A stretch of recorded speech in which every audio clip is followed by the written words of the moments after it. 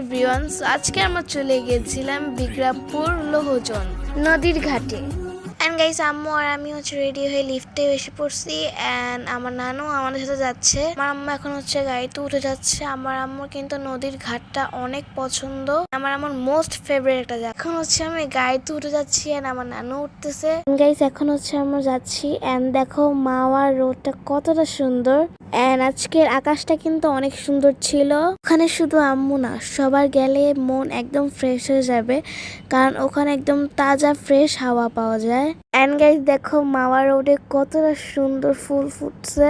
Guys, আপনারাও চেষ্টা করবেন, যদি কোনো অসুস্থ ব্যক্তি ঘরে থাকতে থাকতে ভালো লাগে না, আপনারাও তাদেরকে বাইরে নিয়ে যাবেন, তাদের মন একদম খুশি হয়ে যাবে। এন্ড গাইস, আমরা কথা বলতে বলতে এসে পড়েছি। গাইস দেখো এখানে কত বাতাস, আম্মুর কাছেও ভালো লাগতেছিল, আমার কাছে অনেক ভালো লাগছে। ফাইনালি আমরা এসে পড়েছি। এন্ড দেখো এই যে আমার লোক, এন্ড এই যে আমার আম্মু।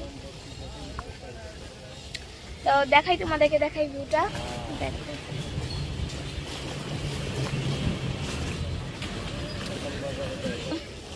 বাই। এন্ড গাইস দেখেন একটা ট্রলারে কতজন মানুষ যাচ্ছে। এন্ড ওখানে আমরা অনেক কিছু খাইছি, burger, puri, jhalmuri and ice cream. And এখানে একটু সন্ধ্যা সন্ধ্যা হয়ে গেছে, এখন ওখানে অনেক বাতাস। এখন আমরা চলে এসেছি মাওয়া ঘাটে। মাওয়া ঘাট থেকে এখন আমরা কিনবো ইলিশ মাছ।